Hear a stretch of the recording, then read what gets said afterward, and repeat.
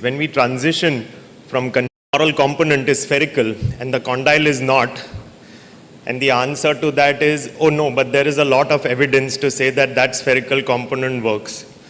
The meniscus is fixed, it's fixed to the tibia. No, but the mobile bearing moves and there's a lot of evidence that it works. So this entire talk is about the Oxford having a lot of evidence, but sometimes you can use better logic and do better things, and hopefully that logic will translate into evidence over a period of time. So you have to do the Oxfords in a leg hanging position with a leg holder, and there are different issues with draping. You have instruments where there is a propensity for some of them to fall off. You have to keep catching and holding and making sure everything is in place. And then if you want to, if at all, convert to a total knee, it's really difficult because if you've already put the leg holder in, then you have to rearrange everything, put the patient into a supine position and redo stuff. Whereas if you're doing, using one of these robotic systems for a partial knee replacement in the supine position, transitioning from the UKA to the TKA is just the click of a button. So logic says that doing a robotics assisted partial knee replacement in the supine position makes more sense. If you want to place the femoral component, then you need to do those cuts. And when you're using the Oxford, you make an entry, put in stuff inside the canal, and it seems to be close to the weight bearing area, not the weight bearing area, but say in the trochlea where the patella could articulate. But Oxford has evidence that it doesn't make a difference. Also, you're using these femoral spoons to size the femoral component. And that's a variable from surgeon to surgeon. And you may go off, and there may be on the post-operative X-ray some overhang. We already know that the existing sizing of extra small, small, medium, large, that transition is not enough for our Indian patients. But Oxford has evidence that it doesn't make a difference for the outcomes. Whereas if you use a fixed bearing, robotics assisted partial knee replacement system with a lot of component sizes which you can match on the screen, the X-rays almost look the same case to case, case after case. But Oxford has more of post-operative radiographic guidelines to know how these components are, whether you've done a good surgery or not. I'm assuming with logic, we can also on these post-operative X-rays calculate our LDFA, our MPTA, overall limb alignment, and make sure that we are doing good fixed bearing UKAs as well. As far as the tibial cut is concerned, the depth of the tibial cut becomes the most important part of an Oxford surgery. And if you cut deep or you cut in the wrong direction or your recipro cuts a little deep, these are all risk factors for tibial subsidence and issues related to the Oxford. Also, if you are operating on a patient with constitutional varus, then if you see on the right-hand side screen, you would have to move the jig a little bit because you want the Oxford tibia to sit parallel to the ground, right? In a patient with constitutional varus, like you can see in the center, there is a propensity for the tibia to sit, the component to sit in valgus.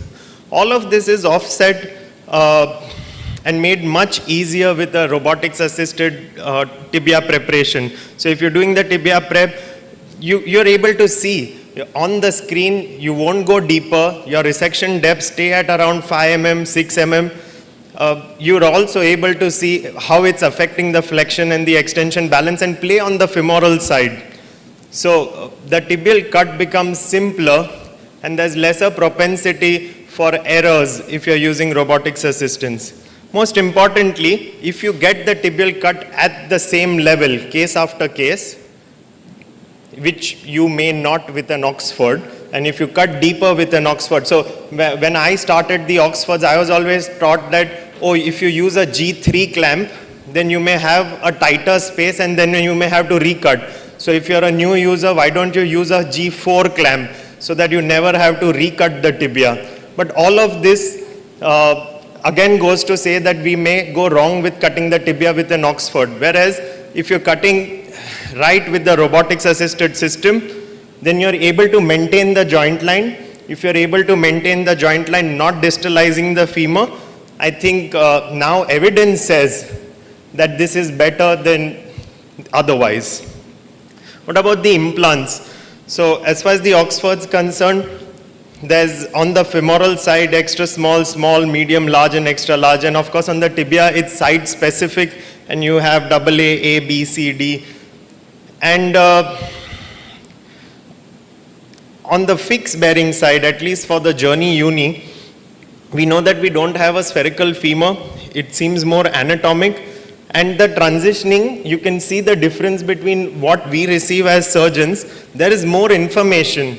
I know exactly how much medial-laterally each component is increasing by an mm. I know exactly how much the flexion space and the extension space will change if I change from a size 2 to 3 or a 3 to 4 or a 4 to 5. And this can be seen on the gap balancing screens during the surgery itself. So even as far as the implants are concerned, there's more information, more specific information available to us.